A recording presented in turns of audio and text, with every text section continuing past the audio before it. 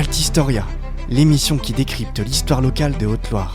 Pour chaque chronique, un invité expert d'un sujet de votre histoire locale. Altistoria, tous les mercredis à 19h et tous les samedis à 10h sur les ondes d'FM43, à retrouver sur Spotify ou sur www.radiofm43.org. Bonjour à tous chers auditeurs et bienvenue à une nouvelle émission Altistoria, l'émission qui décrypte l'histoire locale de Haute-Loire. Vous le savez chers auditeurs, notre territoire de Haute-Loire est riche d'une histoire locale qui a façonné nos modes de vie, nos paysages et nos traditions jusqu'à nos jours. Au fil des siècles, notre société de Haute-Loire s'est construite avec les régimes politiques du pays, les religions, les traditions, les croyances, mais aussi les écrits, et notamment les archives. Ultime trace de notre passé et précieux témoin de notre existence. Une compagnie théâtrale altiligérienne basée à Saint-Austien se penche depuis plusieurs années sur ces écrits qui proviennent de nos campagnes. Création, lecture spectacle, lecture, la mobile compagnie met en scène les mots. Avec des documents allant de 1598 à 1948 et des sujets tout aussi locaux que variés, ces lectures d'archives permettent une traversée vivante et passionnante de la Haute-Loire, de son histoire au fil des siècles. Bonjour messieurs. Bonjour. Bonjour. Merci d'avoir accepté notre invitation chez Radio FM 43. Erwan Leroy Arnaud, vous êtes le fondateur de cette compagnie. Pierre-Alain Abrial, vous êtes le directeur des affaires culturelles de la ville d'Yssingeaux. La Mobile Compagnie est en résidence patrimoine au sein de la ville d'Yssingeaux depuis peu, dans le cadre de la politique de valorisation patrimoniale de la ville, qui s'est engagée notamment à restaurer les maisons d'assemblée, les ponts et certains monuments historiques. Gustav Mahler, compositeur et chef d'orchestre autrichien du XIXe siècle, disait « La tradition n'est pas le culte des cendres, mais la préservation du feu ». Est-ce la philosophie culturelle de la ville d'Yssingeaux, Pierre-Alain ? Tout à fait. Tout à fait. C'est l'essence, c'est la philosophie qu'on essaye de faire vivre, tout à fait. Alors, ça se traduit forcément par la conservation d'un patrimoine riche qui demande de l'entretien, mais voilà, on ne veut pas s'arrêter là, on veut justement pouvoir le faire vivre, ce patrimoine qui a besoin de respirer, on a surtout des talents en fait, comme Erwan à côté de moi aujourd'hui, qui sont là pour ça, et pour le faire vivre, et pour que ce ne soit pas qu'une histoire, que ce ne soit pas que des cendres sur lesquelles on se recueille, mais que ce soit quelque chose qu'on puisse transformer, qu'on puisse faire évoluer, et avec lesquels on puisse construire et se projeter vers l'avenir. Un projet de lieu culturel et d'écomusée au sein du château Michel, ancienne Villa Condamine, situé avenue Georges Clémenceau, dans les actuels locaux de la MSA, étant pourparlers. Quel rôle concret aura ce lieu ? Rôle au pluriel, bien sûr. Rôle au pluriel, tout à fait. Avant de rentrer dans le détail qu'il y aura précisément dans ce château, j'aimerais bien juste revenir un petit peu sur les fondamentaux, sur l'esprit dans lequel on essaie de construire ce centre culturel. Les idées fondamentales de ce projet sont qu'à la base, on souhaite avoir pour Yssingeaux un lieu vitrine de la créativité du territoire. On veut que le spectateur, le public qui vient dans ce centre culturel puisse appréhender le passé, comprendre le présent et se questionner sur le futur direct d'Yssingeaux. On veut que ce travail il ait du sens, il ait de l'émotion, que le spectateur, que le public qui vient au centre culturel il puisse apprendre tout en se distrayant, on veut que ce soit ludique. On veut un espace vivant qui se renouvelle. Ça, c'est un point assez essentiel vraiment dans notre réflexion. On veut que le visiteur il ait envie de revenir. Et pas pour voir la même chose forcément. Donc il faut que cet espace il soit évolutif. On veut ensuite que ce château Michel ce soit un outil au service de la médiation culturelle. Donc vous allez voir juste après que donc on va avoir plusieurs pôles, mais que tous ces pôles vont devoir vivre ensemble, s'alimenter et s'animer tous ensemble.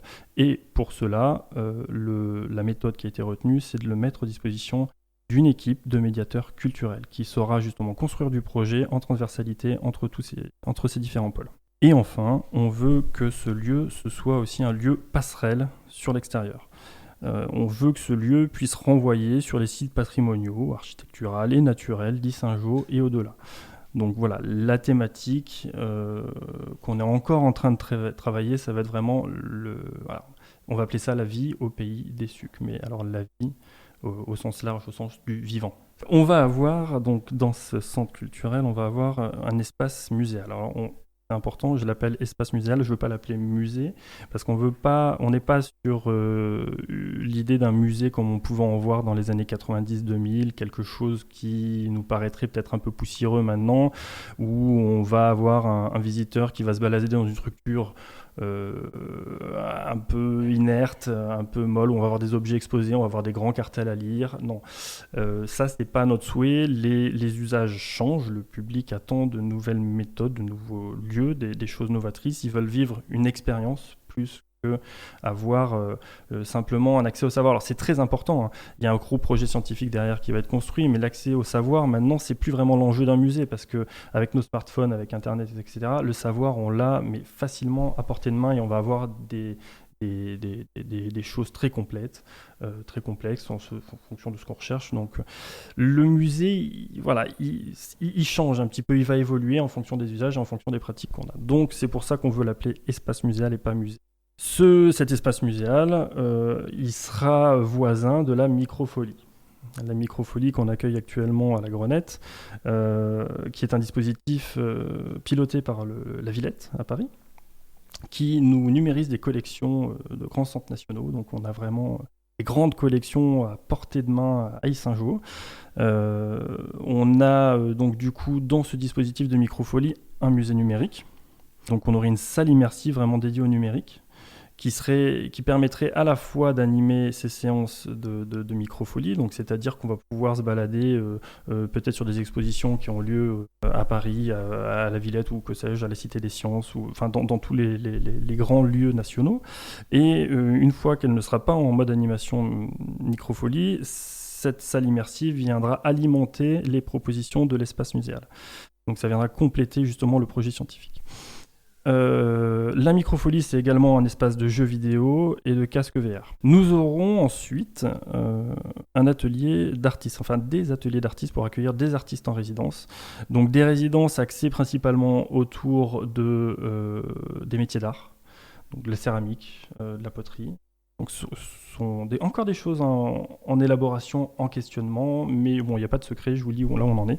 Et axé autour du numérique, forcément, parce que c'est un petit peu l'essence même de ce Château Michel, qui sera axé autour du jeu, autour du numérique, et autour du patrimoine local d'Yssingeaux. On retrouvera forcément quelques petits bureaux, et nous aurons adossé à ce Château Michel une extension qui accueillera une ludothèque. Ça sera un nouveau service qui sera proposé aux Yssingelais, et une salle d'exposition et de conférences qui sera destinée à accueillir des expositions de qualité, potentiellement pour les artistes en résidence forcément, mais aussi pour accueillir des expositions qui viendront aussi compléter le propos, alimenter le propos de l'espace muséal.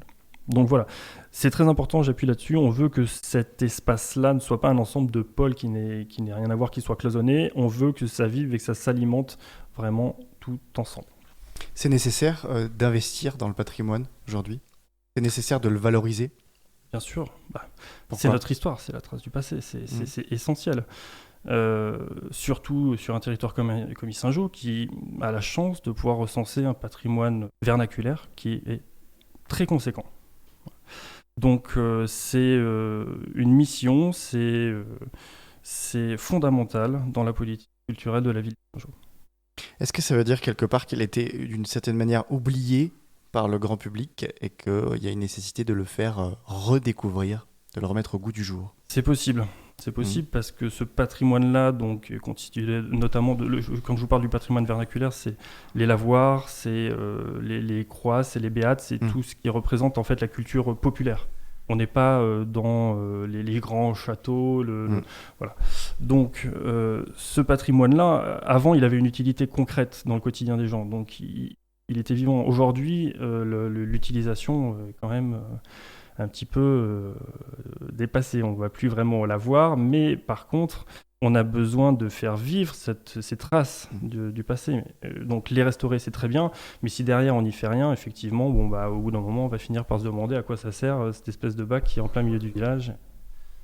Donc voilà, on a besoin de l'animer, on a besoin de le mettre en valeur pour que la culture qui qui est Stanley Saint-Jean continue de vivre et se transmettre de génération en génération. Un patrimoine témoin des sociétés d'avant qu'on tente de remettre au goût du jour pour le faire découvrir au grand public. En 2021, la Mobile Compagnie, ici représentée par Erwan, a créé une lecture spectacle dénommée « Si la Haute-Loire m'était comptée ».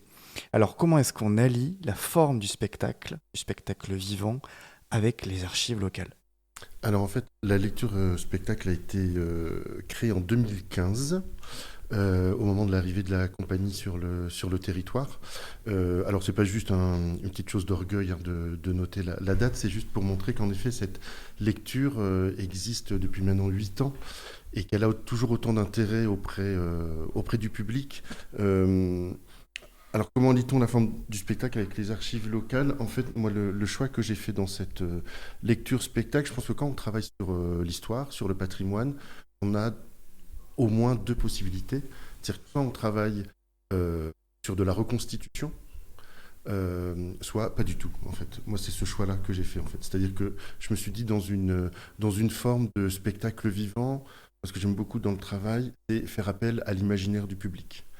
Et le fait, du coup, d'aller prendre des documents d'archives et d'en faire, non pas un spectacle dans le sens de la reconstitution, mais une lecture, on va dire, une lecture théâtralisée.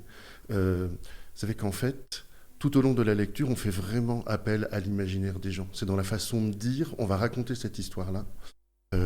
Et les gens, eux, vont faire leur propre scénario, créer leurs propres images. Et pour ça, en fait, l'alliance, alors, elle est presque simple. C'est-à-dire que les archives, c'est tellement riche, c'est tellement divers que du coup, c'est une mine en fait. Et peut-être que la difficulté n'est pas de faire des lectures d'archives, mais dans le choix des archives. Vraiment dans ce choix-là, je pense qu'on va pouvoir faire une lecture spectacle assez dynamique et qui va à la fois lier un côté, on va dire, spectacle vivant et histoire en fait.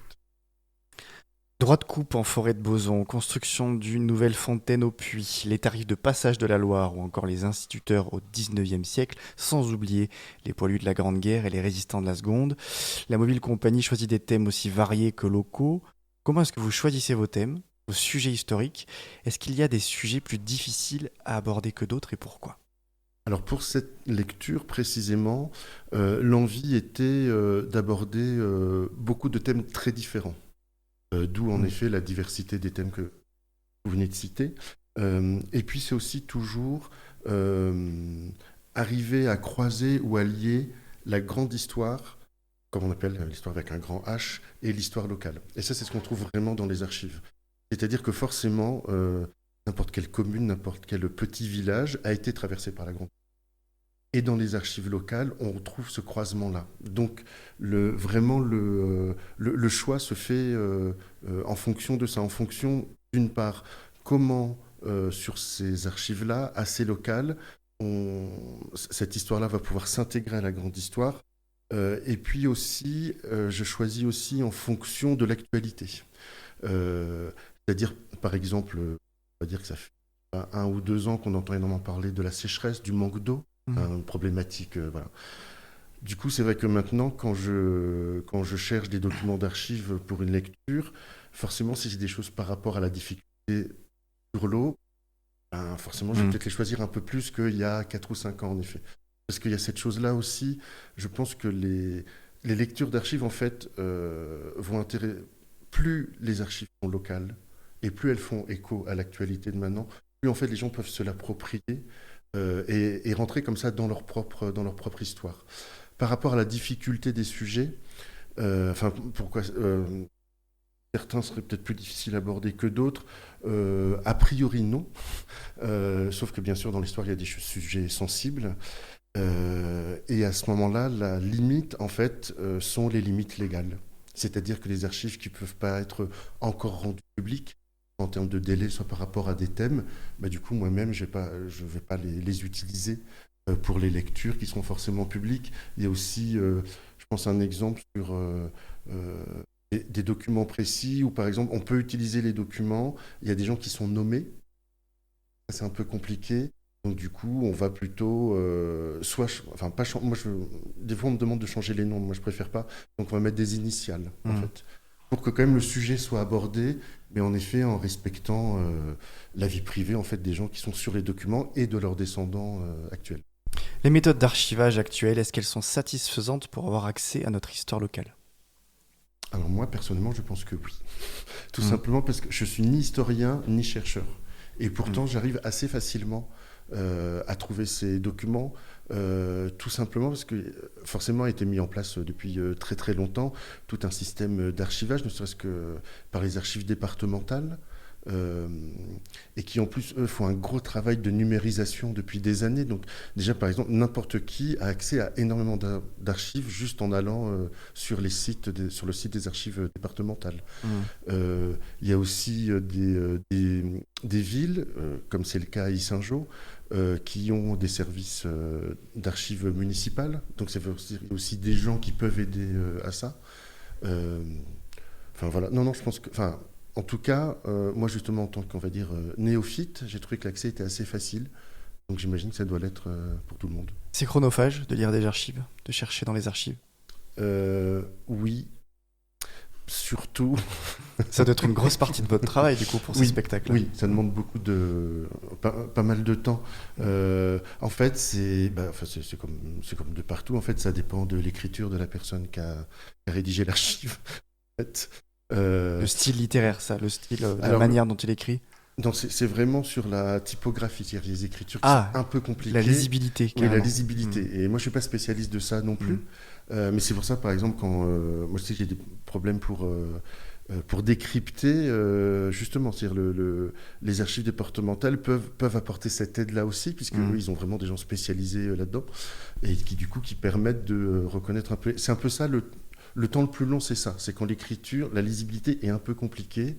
Après, au fur et à mesure, en effet, on s'habitue à une langue qui est beaucoup plus construite, beaucoup plus riche que maintenant dans les documents administratifs. Mais voilà, non, le plus difficile, c'est la lisibilité. En fait. La mobile compagnie se dit passeur d'histoire, mais histoire avec un petit H et un S, donc histoire au pluriel.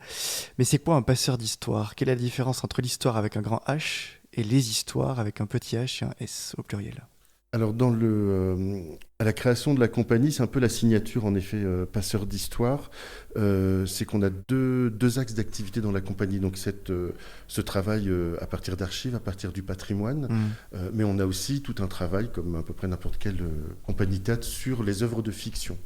Avec cette particularité-là que la mobile compagnie, en fait, je ne monte jamais de textes de théâtre. C'est-à-dire les textes que je travaille, c'est des textes qui, a priori, ne sont pas faits pour la scène. Donc mon grand plaisir, c'est ça, c'est de pouvoir dire comment quelque chose qui n'est pas fait pour la scène, comment on peut le mettre quand même sur la scène et le rendre accessible à un public. Donc, pour simplifier, on va dire que tout ce qui a à voir avec le patrimoine et l'histoire, c'est l'histoire avec un grand H, et tout ce qui est œuvre de fiction à voir avec une histoire, avec des histoires au pluriel. Mais bien sûr, le grand plaisir, c'est qu'on peut réunir les deux, en fait. Alors la spécificité de notre langue, c'est quand même que nous, on ne fait pas la distinction en français, alors que les Anglais, eux, la font, entre l'histoire fictionnelle, qui est story, et l'histoire, la grande histoire, qui est history. Est-ce que, quelque part, le fait qu'on ne distingue pas les deux notions, qui est le même mot, c'est-à-dire le mot histoire pour les deux, est-ce que ça montre qu'en France, on a parfois peut-être un peu de mal à faire la différence entre l'histoire, la grande histoire, et l'histoire fictionnelle, qui n'est pas forcément prouvée par des écrits ou autres? Eh ben, peut-être qu'avant tout, on aime le roman. Oui. Et le roman historique, d'ailleurs, il me semble que c'est un terme qui vient souvent, hein, le roman historique, et qui écrit l'histoire. Et peut-être on voit d'ailleurs, il me semble, dans pas très longtemps, il y a le deuxième... on appelle ça le numéro 2 des Mousquetaires qui sort, qui a été un grand succès au cinéma. Peut-être qu'en effet, en France, on aime beaucoup l'histoire quand elle est romancée. Peut-être quand elle nous raconte des choses comme ça épiques. Et peut-être que pour ça, du coup, tout peut devenir histoire. Et c'est peut-être aussi, je vois ça par rapport aux lectures d'archives, où en effet, plus cette histoire locale, en fait, est liée à ce qu'on disait, la grande histoire, Mm. et plus les gens apprécient vraiment cette chose-là, qui est assez... oui.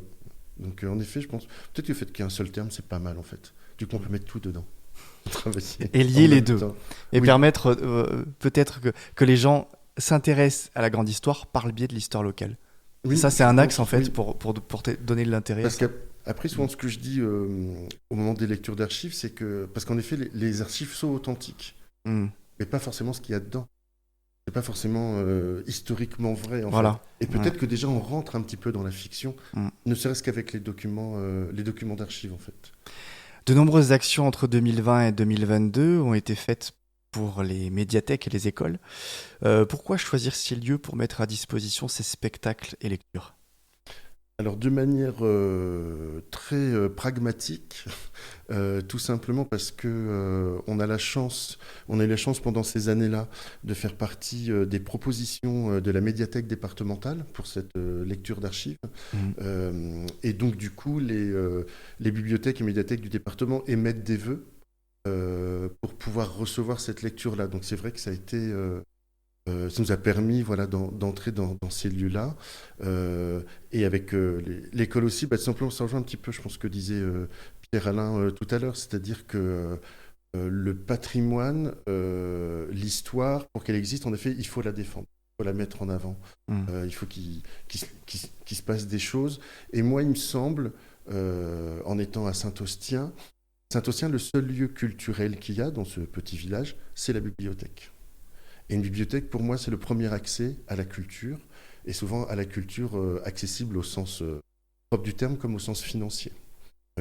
Et du coup, c'est vrai que le fait d'être en collaboration, en partenariat avec ces lieux-là d'accès à la culture pour y proposer une lecture spectacle sur l'histoire, me semble des lieux tout à fait adéquats. Et puis, il y a aussi cette envie-là, moi, que j'ai dans la compagnie, c'est aussi d'aller vraiment dans les villages, dans les salles polyvalentes pour aller raconter cette histoire-là, qu'on aille presque chez les gens, en fait. Mm.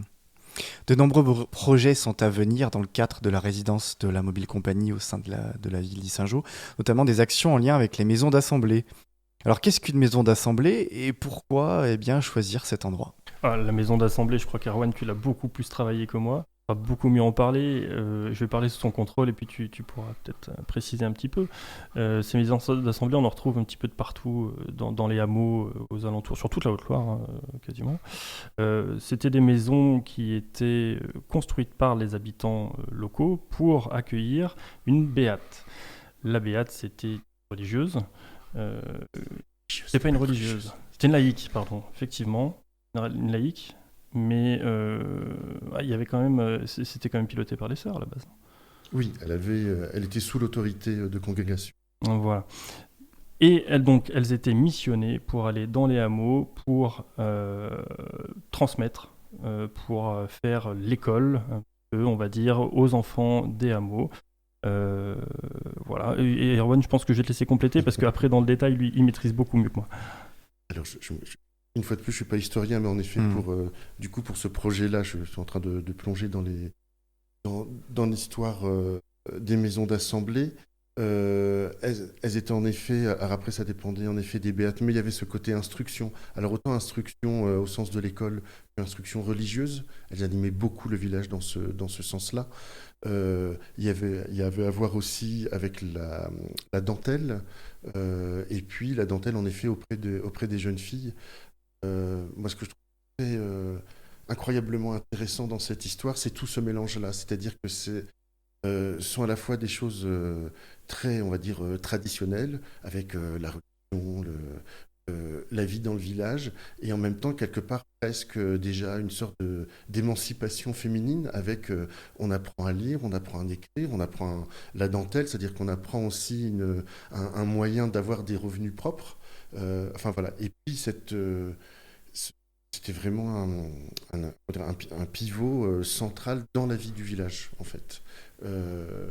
Et si je crois, il y a eu cette volonté, en tout cas à Issingeaux, qu'on fasse un travail autour des assemblées et dans les assemblées, c'est aussi, je crois, alors là, du coup, on va peut-être rééchanger, peut-être, si je me trompe ou pas, mais c'est que je crois qu'il y a ce désir aussi, enfin, si on veut mettre en valeur du patrimoine, peut-être que le meilleur moyen, c'est que ça se passe dans le patrimoine en lui-même, en fait, aussi, pour que ce soit plus direct. Et puis, moi, je me disais sur le fait de faire une création sur l'histoire des assemblées et du coup, l'histoire des béates aussi. Pour moi, en effet, ça me semble tout à fait naturel que ça se passe in situ, en décor naturel. On a cette chance-là de pouvoir le faire en décor naturel, en fait. On la met en contexte. Exactement. Et ça fait que rien que le fait que les gens, même si on doit beaucoup de personnes, enfin, il y a beaucoup de personnes qui connaissent cette histoire-là, mais beaucoup de personnes qui ne la connaissent plus. Et je pense que rien que le fait de venir voir un spectacle dans un lieu, on ne savait même pas qu'il y en avait, de ce lieu-là, et de vivre l'histoire de ce lieu en étant dans ce lieu-là, enfin voilà, quelque chose d'assez, enfin vraiment intéressant et chouette. Jusqu'à, il y a eu quasiment aux moitié du XVIIIe siècle, il y a eu quasiment jusqu'à, si je ne dis pas de bêtises, 1200 maisons d'assemblée sur la Haute-Loire. Donc c'est vraiment un phénomène assez énorme en fait. Village d'archives, lecture d'archives saisonnières, présentation de nouveaux lieux culturels, animations locales diverses. Le programme est chargé pour vous jusqu'en 2026. Quels seront les rendez-vous incontournables ? Est-ce qu'il y a un programme ? Alors le programme, on est en train de l'établir depuis, voilà, puisque comme vous disiez tout à l'heure, la résidence a commencé depuis peu. Alors le premier rendez-vous assez incontournable, justement, ça sera de la création fin mai. Du spectacle sur les assemblées, qui aura lieu le dernier week-end de mai dans trois assemblées différentes. Margnac, la Chazely et les Margots. Voilà, ça sera la première création qui sera dans la saison culturelle. Donc chaque année, en fait, sur ces 3 ans, on aura une création de la Mobile Compagnie qui intégrera la saison culturelle d'Issingeaux. La première cette année, donc c'était cette création qui s'appelle Dans les assemblées. Pour la saison 2024-2025, on est en train de travailler sur un événement très intéressant aussi qui s'appellera le Village d'archives. Je te laisse développer un peu, Erwan, tu veux en parler ? Oui, alors un peu le projet du Village d'archives, c'est sur un week-end également, qui est, on va dire, dans l'hypercentre d'Issingeaux, également comme un centre historique en fait. Il y aura à peu près une quinzaine de lectures en fait d'archives en simultané tout au long de la journée. Chaque lecture sur un thème précis, dans un lieu précis qui a à voir avec ce thème-là. Bien sûr avec les spécificités et l'histoire en lien avec la spécificité de l'histoire d'Issingeaux. Et chaque lecture dure à peu près une dizaine de minutes. Et en fait, les gens à qui on distribuera un plan à leur arrivée iront d'une lecture à l'autre tout au long de l'après-midi. Et ce sera vraiment un moyen de découvrir ou de redécouvrir sa commune au fil des archives et des lieux, avec des lieux inédits qui seront ouverts au public spécialement ce jour-là. Et puis toujours pour mélanger par rapport à on disait depuis le début de cette conversation, toujours pour croiser l'histoire avec la création et le spectacle vivant. En fait, chaque lecture va vraiment être envisagée comme une mini-création. C'est-à-dire qu'il y aura bien sûr des comédiens et des comédiennes, mais également, je vais faire aussi appel à des musiciens, des chanteurs, à des danseurs, pour que voilà, chaque lieu quand même soit animé, qu'ils ont une vraie création.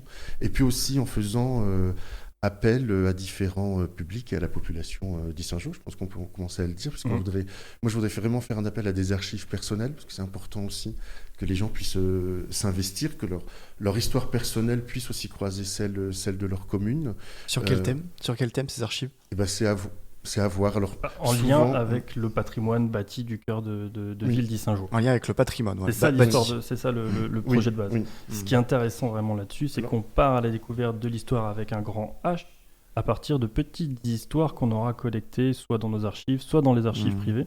Et c'est ça que je trouve aussi passionnant, c'est qu'on va mobiliser les Issingelais directement aussi pour participer et pour lire ces archives et pour peut-être les mettre en scène sous la direction d'Erwan.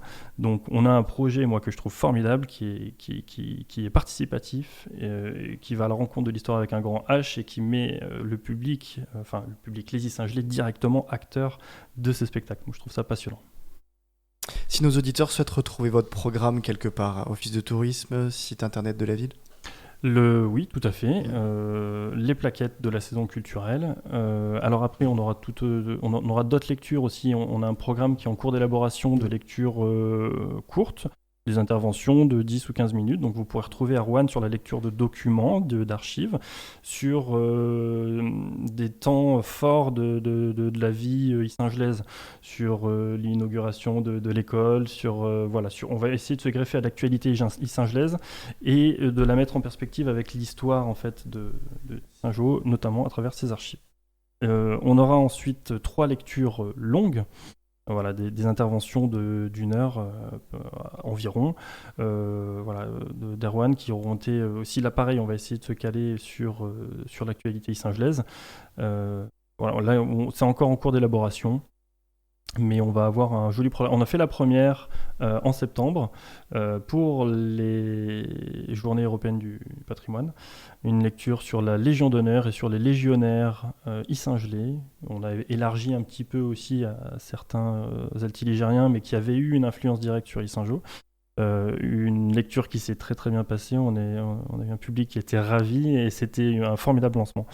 Donc on est très enthousiaste pour l'avenir de ces lectures. Merci à vous deux d'avoir accepté notre invitation chez Radio FM 43. Merci à toi, Merci. Louis. Je rappelle, Erwan Leroy-Arnaud, vous êtes donc le directeur artistique de la Mobile Compagnie, basée à Saint-Austien. Vous n'avez pas de page Facebook, mais vous avez un super site internet qui explique tout ce que vous faites. Votre travail, c'est lamobilecompagnie.fr. Voilà. Et merci à vous, Pierre, Alain, Abriel, pour avoir porté la parole de la politique culturelle de la ville d'Yssingeaux. Merci à vous, chers auditeurs. J'espère que vous avez apprécié voyager parmi nous entre l'histoire avec un grand H et les petites histoires locales. Je vous donne rendez-vous la semaine prochaine pour une autre chronique hebdo, Altistoria. Altistoria, l'émission qui décrypte l'histoire locale de Haute-Loire. Pour chaque chronique, un invité expert d'un sujet de votre histoire locale. Altistoria, tous les mercredis à 19h et tous les samedis à 10h sur les ondes d'FM 43, à retrouver sur Spotify ou sur www.radiofm43.org.